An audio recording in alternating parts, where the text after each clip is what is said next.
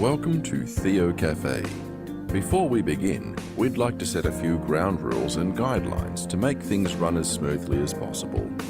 Number 1. Disagreement does not mean disrespect. Diversity is a good thing, which means we will all have different opinions to share. Let's hear each other out respectfully. Number 2. Deconstruct ideas, not the person. If you disagree with someone, by all means challenge a statement constructively. Another way to say this is play the ball, not the player. Number 3. Be willing to have your ideas challenged and be ready to back yourself with evidence. Just my opinion is not the end of the conversation.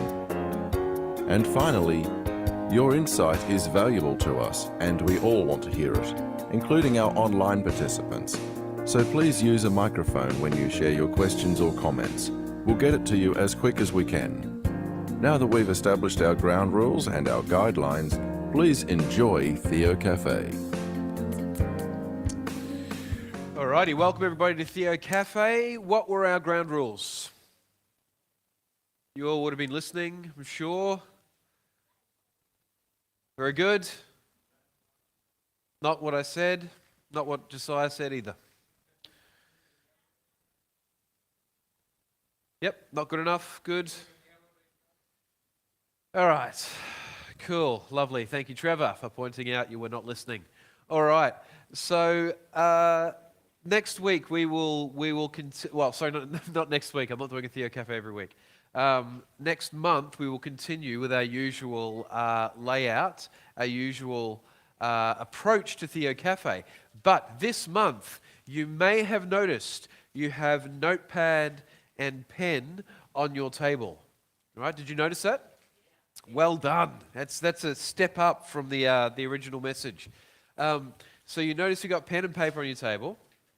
Josiah has lovingly provided that, which is excellent. And the reason for that in the future will be, so if something is said, sometimes it's really hard to remember what you want to comment on. You can just write things down so you can remember and stuff. But today, we will be using that in a different way because you're going to be doing the work. Right? It's not a big lot of work. It's not onerous. Don't worry. But I'm going to ask you some questions. A survey, if you will. And I want people to write down their answers to these questions anonymously. Okay? Now, I've memorized. Are you already sort of half smiling and snorting at me? I've already memorized everybody's writing, so I'll know exactly who's answering these, even if they're anonymous. But we're going to bring them up to the front, and we're going to see just how perfectly everybody agrees with our faith. Right? Paul, you have your hand up like you're in class. How can I help you? Individual answers. So, there's another couple of rules that aren't usually on our Theocafe rules today. One is, I know there's some Grok lovers, some Meta AI lovers, and some Google lovers. You are not allowed to Google the answer to any of these questions. Okay? Good. There's no, well, there is right and wrong, I guess, in some ways, but there will be no winning or losing. But hopefully these questions and the answers that we all give will start discussion. And that's what we're all here for. So, feel free to tear the pages off if you need to. That's come straight from Josiah. So the first question that I'd like you to answer, and don't feel silly about any of your answers. Nobody is going to be mocked, and there's no reason to feel embarrassed, right? So my first question is, and we might be quite confident with this one, what is Jesus' most repeated teaching most repeated sort of command or life teaching for us in the scriptures? His most repeated.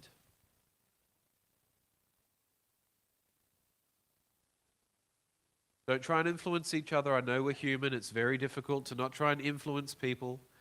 But let's try not to. His most repeated command.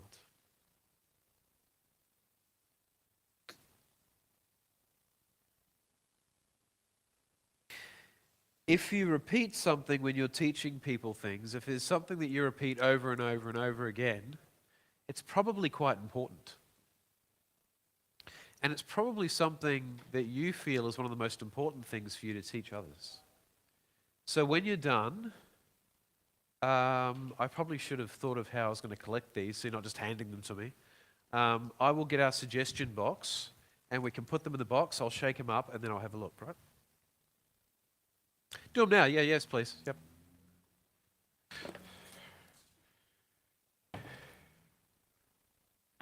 All right. So this will be passed around. You can put yours in there, and then I'll shake them all up. So I will legitimately have no idea who's written what. If I can't remember people's names, and you hear what people say about me in names, there's no way that I will remember your writing.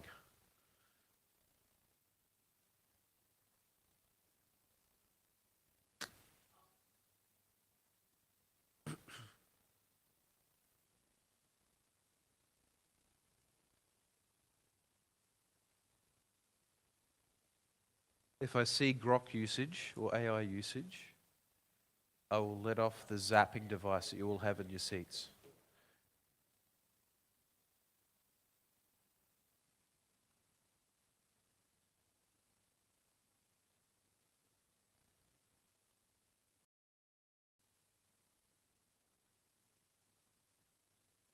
Thank you, Shelley.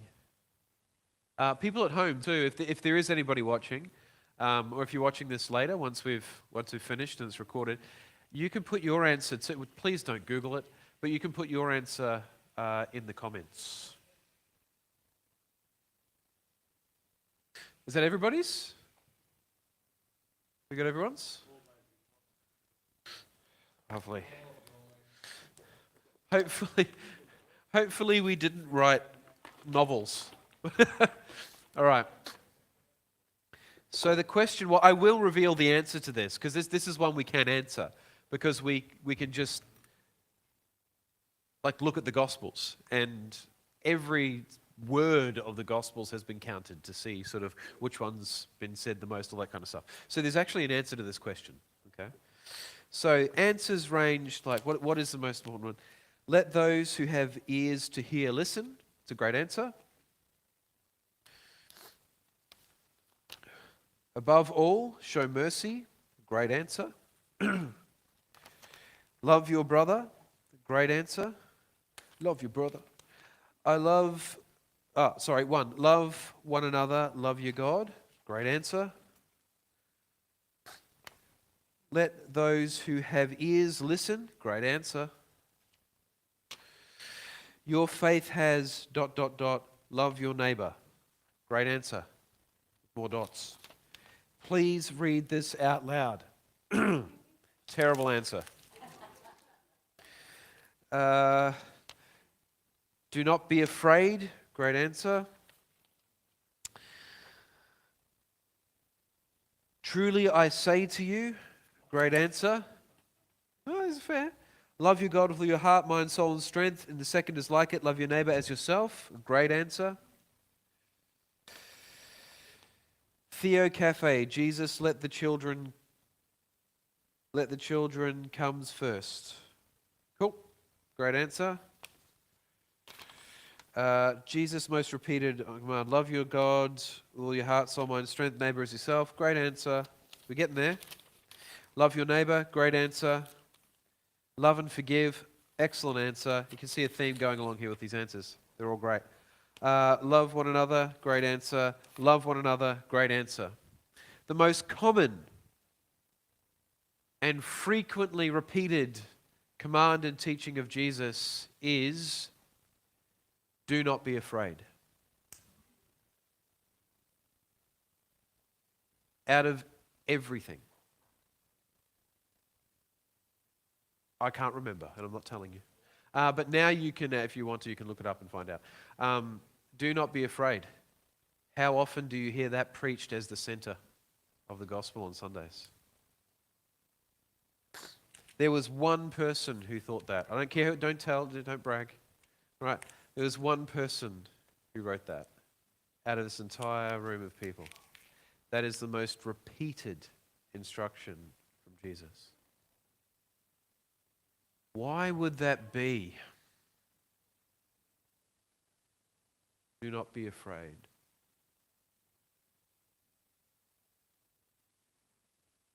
Well, yeah, I would hope so. Part of it would be so you don't live in fear. Because faith and uncertainty can be frightening. Faith and uncertainty can be frightening, yep. So much violence, so much hatred, so much misunderstanding, so much bad behavior is all driven by fear.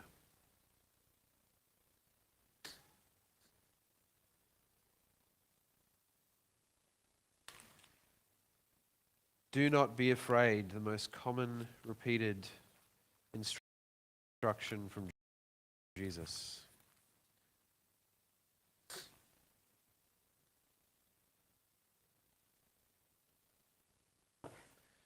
Anybody want to challenge that? Any wise comments on that one? Maureen. We never have to fear. Well, sometimes. Yeah. Yeah. I like that. With Jesus, there is no fear. Yeah. Is that accurate for our lives as humans? That we go through most of our lives not fearing? Why is that? I think we all know we're human.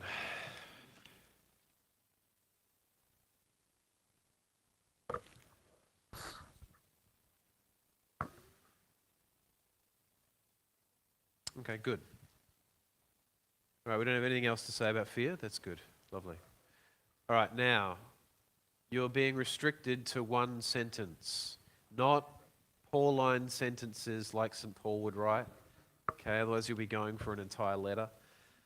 You're to one sentence. And the question is, what is the core message of Jesus?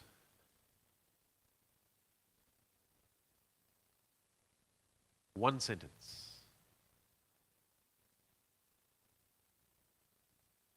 So every time we fear, we are going against the main message of Jesus. Every time we choose to focus on the most negative, the most scary,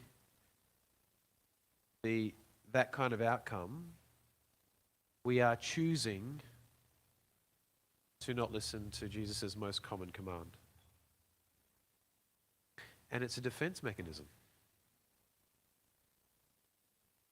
Because we're afraid.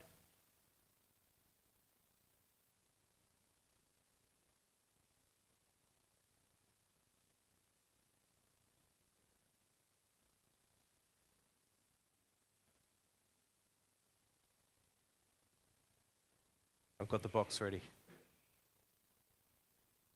Remember, you're not going to get gold stars for this or red crosses.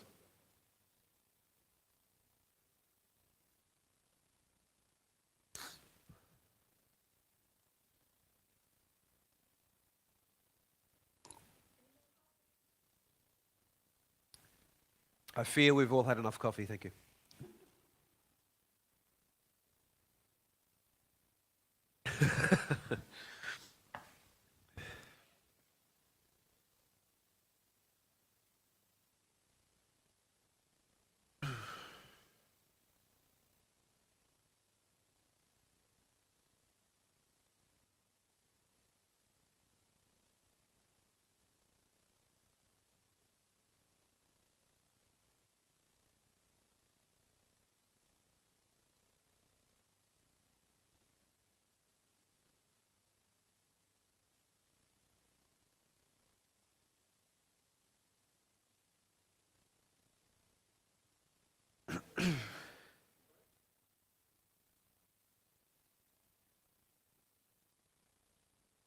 Thank you.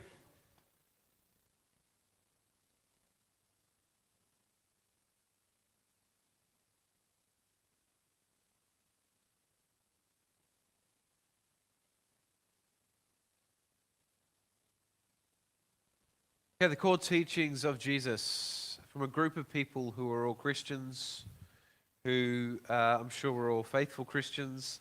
Of course, surely we must all have the exact same understanding of the core message of Jesus. All things bright and beautiful, the good Lord made them all. Good answer. Follow me. Good answer. I'm not going to say that because I'll just say it after everyone. Forgiveness and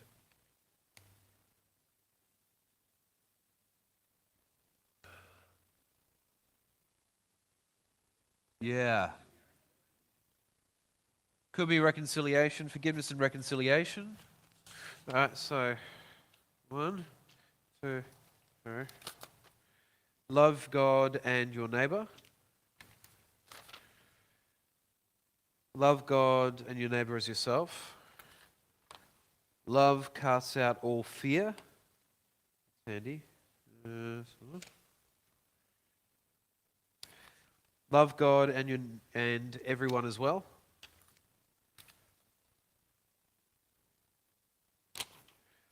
Come to me and I will give you rest.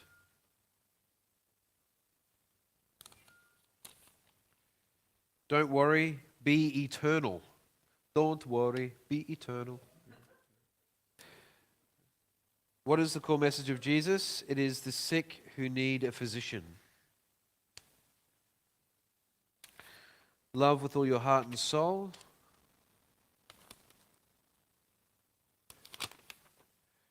Do unto others as you would have them do unto you. Love God and all others as yourself.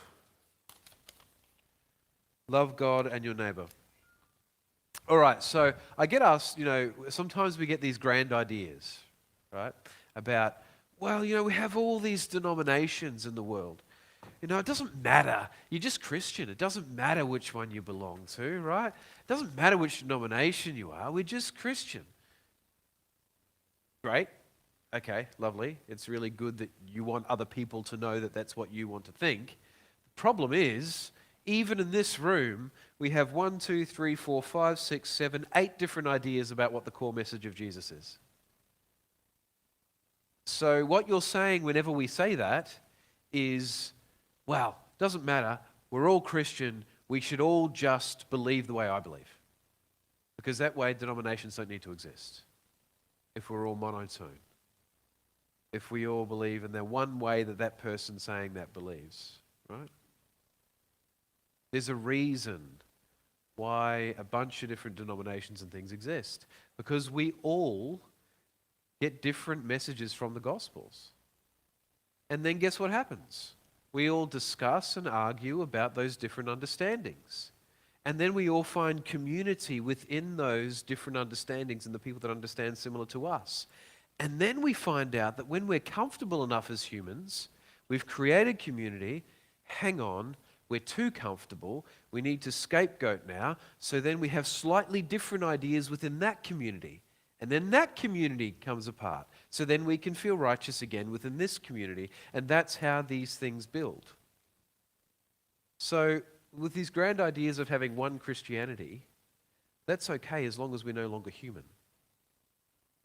Unfortunately, it's very hard to release our mortal coil. Yes, sir. Brian, you would like to say something? Cool.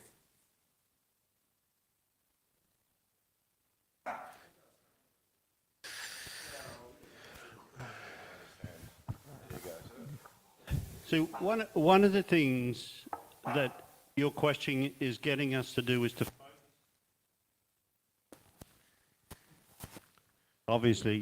focus on one aspect of things, but to my mind, it's a bit of an anathema anyway to argue that way, because the stories of Jesus are selected to present a wider picture of who Jesus is, I think, and so that part of that diversity and complexity and the fullness of the message is only expounded when you actually sit down and talk about it, so that all of those 7 things are probably valid, but whether they're the core, it may be more saying more about the person.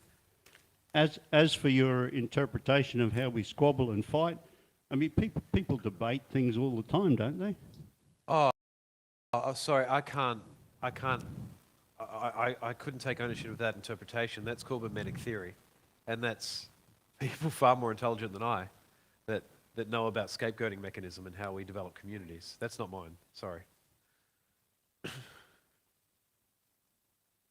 Yeah, anyway, you lost me, Clay. But the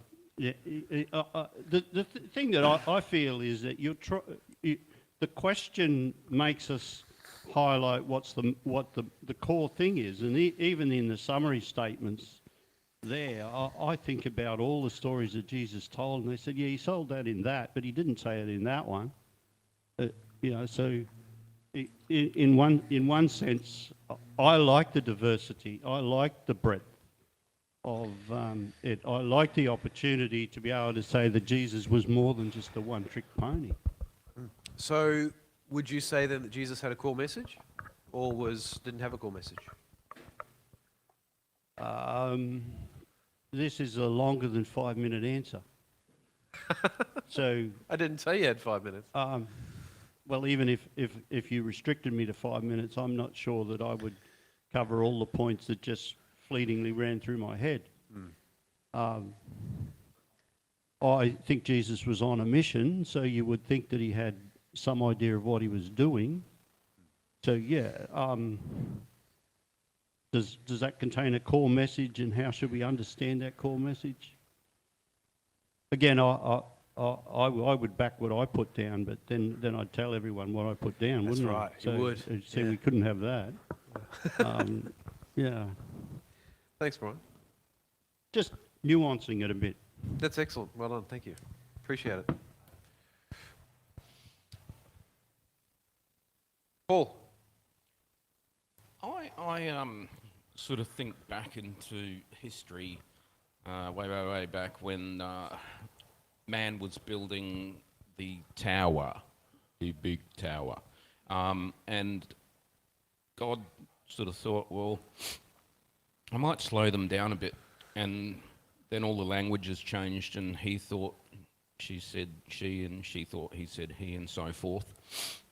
And I think that is probably the reason that we have so many languages, and probably has something to do with perhaps the understanding, because with the diversity of languages that exist in the world, and how we think as individuals, and how language, and because we obviously think in the language that we know, that probably has a lot to do with how we understand the Gospels, and so therefore everybody's interpretation varies, and I think that having the four Gospels, Matthew, Mark, Luke and John, and being able to read the different interpretations of them influences our understanding of Christ's message. That's my theory. Very nice. Thank you. There were different languages before the story of the Tower of Babel was ever written down. Yes, Dylan. So just trying to gauge based on the sort of discussion we're having so far, is it seems as if culturally we've come from a place where there's mono meaning, so it's either right or it's wrong. And that's influenced a lot of our understanding when we approach core messages, or even just how to read the Bible. And I think someone explained to me an illustration using like music, so you've got cacophony versus polyphony, where it's like multiple sounds or multiple voices can create a harmony, or can create chaos. And it did make me uncomfortable initially hearing that, because it's like so much of me wants to go, no, it's either right or it's wrong. 2 + 2 = 4. But there's a little bit more to our history of how we read and understand things, and that those different understandings can bring together and paint a beautiful picture overall. It's just more the difficulty is arriving at that harmonization with the other person who you want to say is wrong. That's good.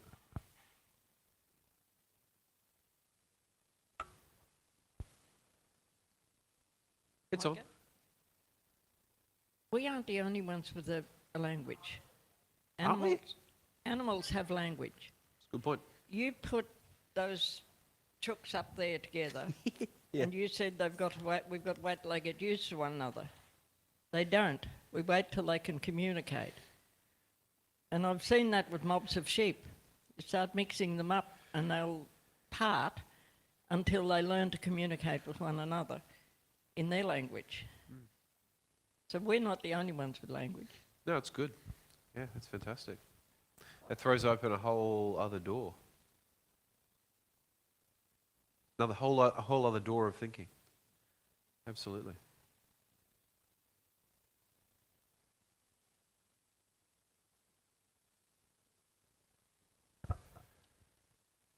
Well, I kind of feel like asking what the core message is like asking a parent which child they love the most. It's just a thought. Yeah, sure. I think, a good example of how this can go wrong, and how fear can drive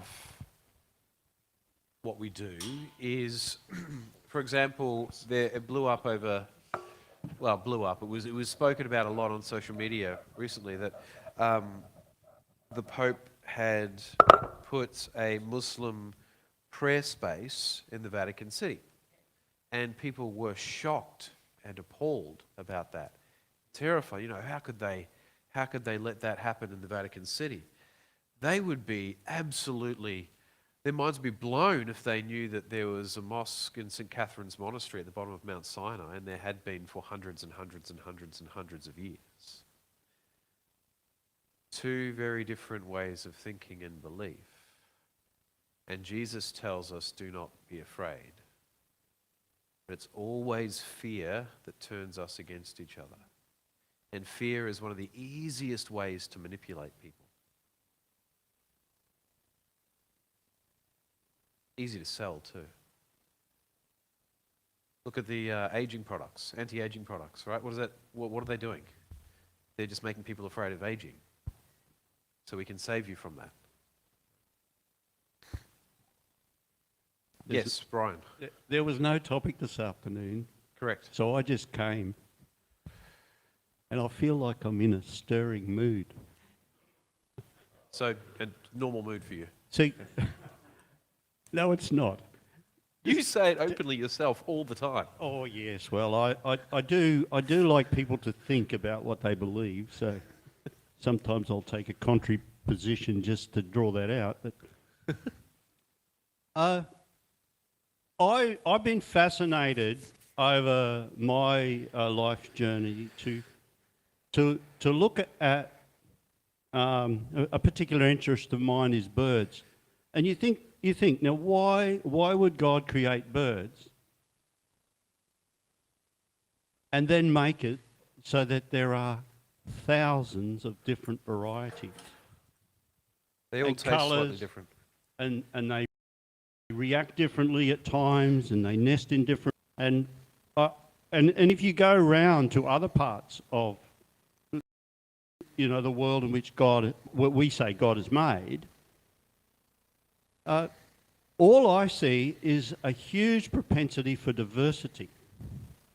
And to me, denominations and difference of opinion about Jesus, whilst it doesn't always mean that there isn't trouble with it, but in the end, I think it's just an expression of the diversity that's built into the creation anyway.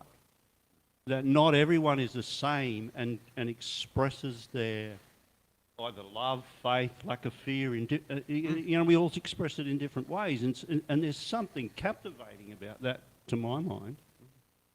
See, sure, there are people in the world who simply want to fight and they want to be right and wrong about a lot of things, but but for me, I just enjoy the fact that God's kingdom is a huge diversity, and if sometimes it comes out of error, God still manages to be glorified in it somehow. So, yeah, I think maybe we should practice being like the rules of today are. You know, you shouldn't beat people up, even verbally, or put them down. But disagreement is just a part of learning, I feel. And so in its positive ways, disagreement should be encouraged in order to explore and to gain greater understanding. It's that nastiness that you want to avoid, because I don't think Jesus ever indicates that should be a part of it. I mean, Jesus was a pretty hard line with people at times, wasn't he? He was direct, some might say brutal, but you would also say that he did it out of a compassion. So I'm waiting for you to stir. So, well, I'm just throwing these ideas in to stir the waters. well, see, tolerance is something that we talk about a lot, and tolerance oftentimes is just keeping people at arm's length. That's all that is. Because if you can't discourse, if you can't argue with someone, then you don't really need to have a relationship with them. You know? No. Well, again, I myself would see that in order to gain a greater understanding, sometimes we're going to come from different places and we're going to disagree. Yep. And if as a part of your maturity level you can't handle that, then that's a point of learning for you. Yes.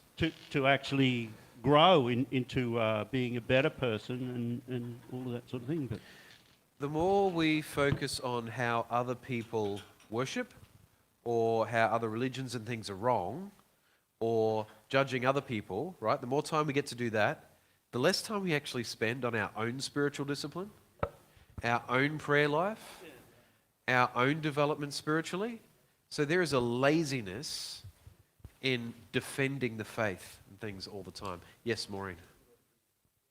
Just throw this one in. When I sit out there every Sunday morning and pray before the service, there is one prayer that I pray every single time, and it is that from the set words, well, this isn't how it's prayed, but the meaning is from the set words that are said, sung and read, every person will gain and go home with the message that God has for them, that their particular message on that day. Now, there are a set lot of words, there are a set lot of people maybe, but God's working, and it's his working that's the important bit. Yeah, for sure. Yes, Dylan. Just wanted to touch on what Brighton was saying, is that it's like there's two kinds of disagreement, and I've seen some TV shows do this really well, where there's a disagreement that doesn't see the other person well, and that disagreement creates like friction and chaos. And then there's a disagreement that truly sees and understands the other person and still sort of not rejects them, but still says like, oh, there's something that I don't like about this. And then that creates a competition or something healthy where the other person feels sort of encouraged or lifted up to be seen and still rejected in a way. Like it feels more wholesome than the rejection that doesn't see who they are. Yes. Yeah, I think sometimes it's when it crosses into the rejection of the person, of their identity. That's the problem, when you're not actually critiquing or rejecting the idea or the methodology behind that. Yeah. Yeah, absolutely. Again, there's a laziness in it. Just like there's a laziness at constantly pointing out everybody else's ideology and how wrong it is, everybody else's faith or whatever and how wrong it is. You know, as I said before, if you do that, you don't have to focus on your own. You don't have to focus on your own discipline and things because you're just focusing on how everybody else is doing it wrong. I think the same when we argue. If we just start, you know, attacking the person or in a manipulative way, looking like we're attacking the argument or method, but actually just taking a shot at the person, it's laziness. Can I just add a comment to the fear not thing? Yes. I Go for love it when the angel appears, every time an angel appears and says, "Fear not," because you know that the people in front of the angel are messing their pants. Alarmed. Yes. So my question is that why Jesus says, "Fear not"? Because he has those moments in front of the disciples when they are petrified, Yeah. Yeah. like in the boat. Yeah. They're not petrified by the storm as much as they are by the person in front of them. I love that. And this can boil down to really, really basic levels too. Like, say you're reading something in front of someone, right? And you've just messed something up a little bit. As soon as you get, sorry, then you're actually drawing attention to the mistake, right? You're focusing on the fear, on the bad part. But if you have stillness within yourself at that time, you just keep going, then you're not bringing the focus to that, right? And it's like when something goes wrong, you've had an argument with someone, then you go around tell everybody all about how you've had this bad argument. You're just bringing the focus to the bad thing or the bad person.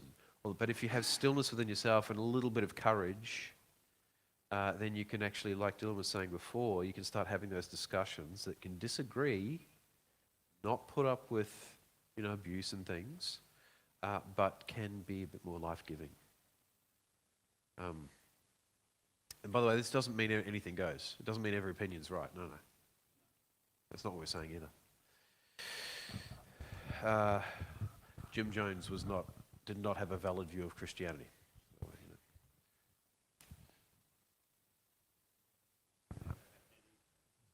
I might be about to embarrass myself here, but when we were talking about shared prayer spaces like mosques, in Christian spaces and Christian spaces maybe in mosques, there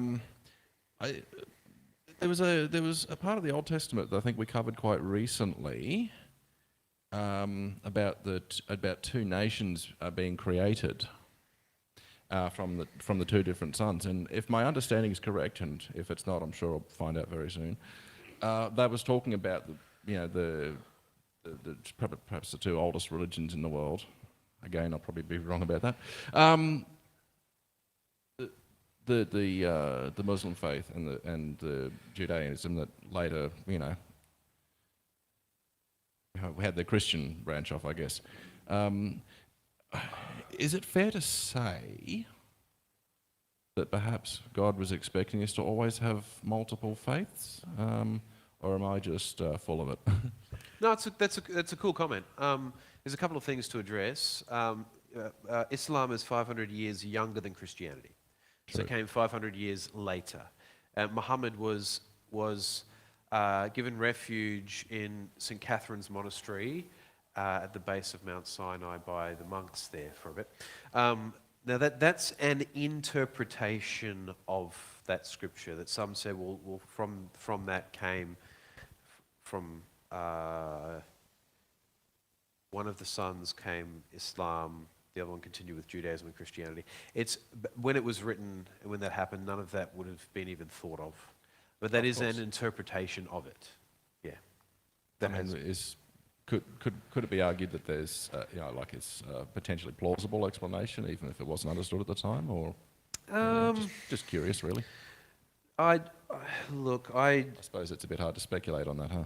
Yeah, I wouldn't think so, but that's a good topic for Theocafe, really. Actually, we would need to do an entire topic on that. But yeah, that's good.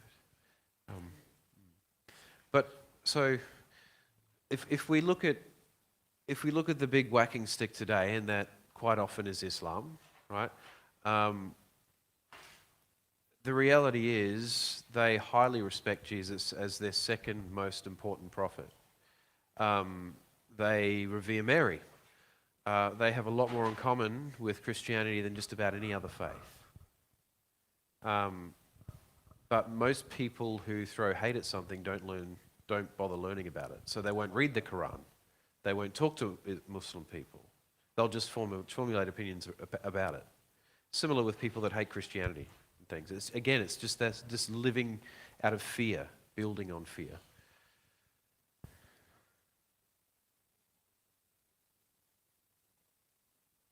Anybody else?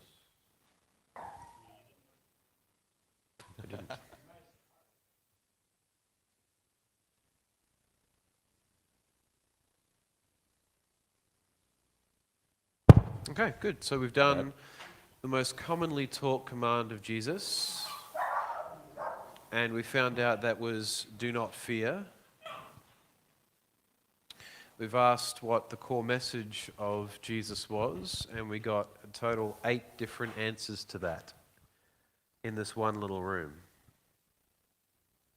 So, can we see how I think we actually have a responsibility as Christians not to try and turn everything into simple answers. You've heard about the KISS principle, keep it simple, stupid, right? You've heard the fallacy that if it's not simple, it's probably not true. That's completely inaccurate. There are many complex things that hold very deep and important truth. We are not, I think we have to be reminded of this. We're not called as Christians, and this is quite a modern thing that grew out of the sort of industrial era. We're not called as Christians to be ideological marketing managers. We're not called to be people who put our identity on in a certain way and then go out and just scream it from the sides of the roads or put other people down to try and keep our own little cliques. That's never what Jesus taught us to do. But it's become so ingrained, I think, in our society and culture at times that we think it is. All right, sweet. Well, the next 2 Theocafes have actual topics. I may actually get some guest speakers in for those as well. One of those topics will be, and this one, I'm concerned about this one because I think it's really what Brian said he was going to do but didn't. I think it's actually releasing the cat amongst the pigeons. It's going to be a tricky one. Is Jesus in the Old Testament? Is he mentioned in the Old Testament? That will be one of our topics. Sorry? Probably am palming that one out. Yeah, that way I can just say, it wasn't me. I didn't present it. So that... yeah.